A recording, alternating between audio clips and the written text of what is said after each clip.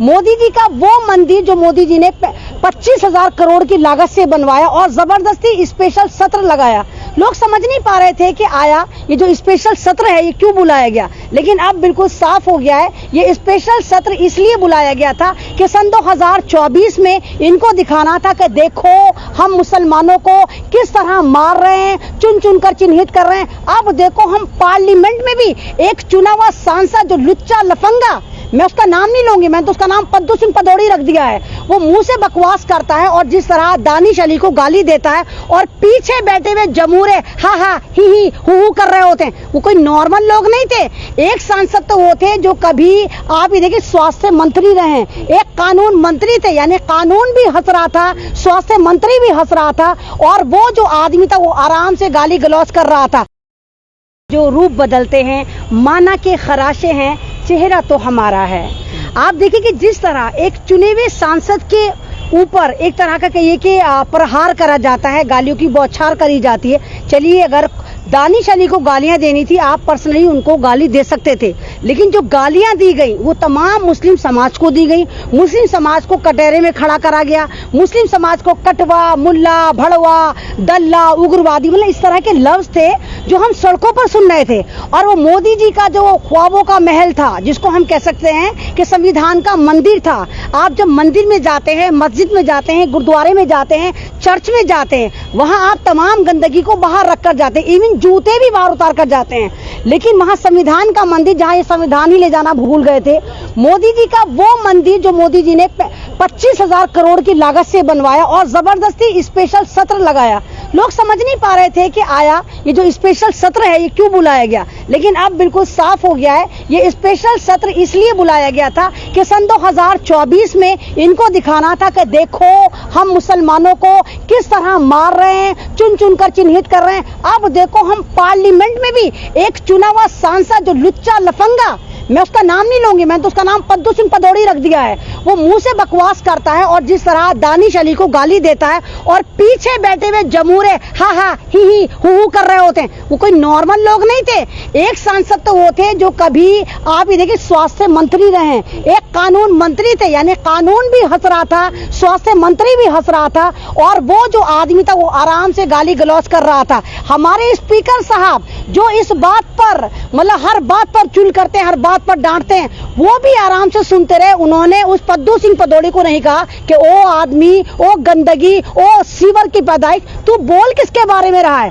और बाद में जब ये वीडियो इंटरनेशनल वायरल हुई तो सिर्फ एक ही सभ्य नागरिक है, एक ही सभ्य, मैं कहती हूँ कि एमपी हैं, जो इन्होंने अपोलोगाइज करा।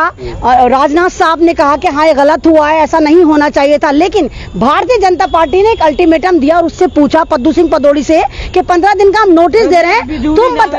हाँ जो भी नहीं ना, बिदौड़ी नाम नहीं है, ये छिपकली का दूध पी के बड़ा हुआ है, इसने माँ का दूध नहीं पिया। जो छिपकली का दूध पीते हैं वो ऐसे गंदे लोग होते हैं, इनको दूध नहीं मिला होता। इस तमाम के तमाम ये गटर के कीड़े हैं जिनको यही नहीं पता कि संविधान क्या है, इंसानियत क्या है, मुसलमान क्या है। कभी दलितों को मार देते हैं, कभी मुत्तन शुक्ला जैसे इन्हीं के नेता आप देखिए मध्य प्रदेश में आदिवासियों के मुंह पर मूत रहे होते हैं। और अब हद ये हो गई कि पार्लियामेंट में जिस तरह दानिश अली को गाली दी गई, तो यहाँ मैं दानिश अली साहब आपको भी एक तरह से मैं आपको भी रडार पे लूंगी।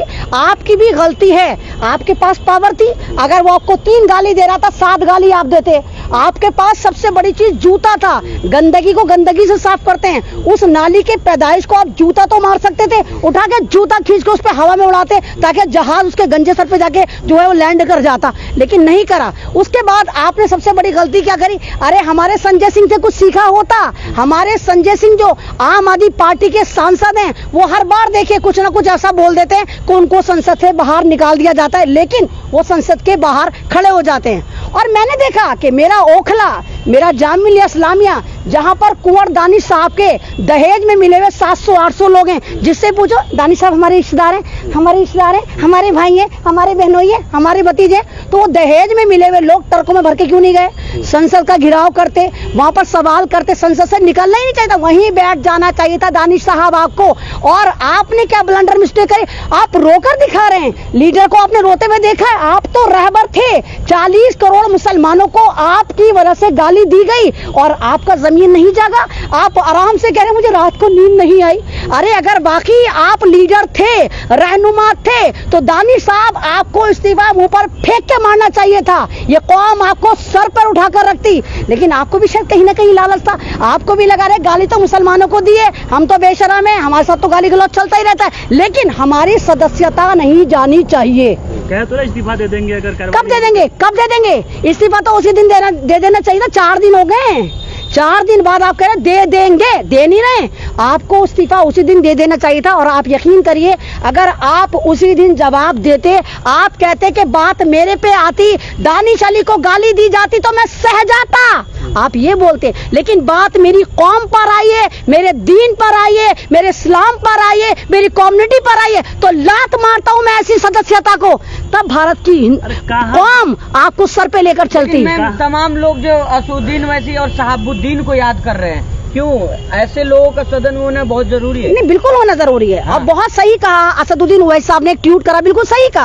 हमें मालूम है जिस पार्टी में बलात्कारियों को संस्कारी बना दिया जाता है, हमें मालूम है कि बड़े बड़े कांड करने के बाद गोली मारो सालों को, उनको उन्नति दे दी जाती है। तो 101% इस आदमी पद्दू सिंह पदौड़ी को भी या तो डिप्टी सीएम बना दिया जाएगा या दिल्ली का प्रदेश अध्यक्ष बना दिया जाएगा, क्योंकि इनके लिए तो ये आम बात है। मुझे तो लग ही रहा है, मैं बार बार कह रही हूँ कि ये स्पेशल सत्र इसीलिए सजाया गया था, बाकायदा लिख कर दिया गया था कि आखिरी दिन, आखिरी मिनटों में तुम्हें मुसलमानों को गाली देनी है, ताकि हम एक टेरर की राजनीति करें। और आप देखिए ट्विटर पर ट्रेंड हो रहा है हमारा नेता पद्दू सिंह पदौड़ी, क्योंकि इनको पता है गंदे लोग हैं, ये गालियां देते हैं, लोगों को मारते हैं, लोगों की इज्जतें लूटते हैं, तो ये हीरो कहलाते हैं। ओम बिरला ने कहा है कि अगली बार ऐसे मत बोलना, सख्त कार्रवाई की जाएगी। नहीं, ओम बिरला साहब को मैंने यही तो कहा, डर गए, डरिए मत, डर गए, अरे आप ऐसे लफ्ज का इस्तेमाल नहीं करेंगे। राहुल गांधी से यही बोला गया था।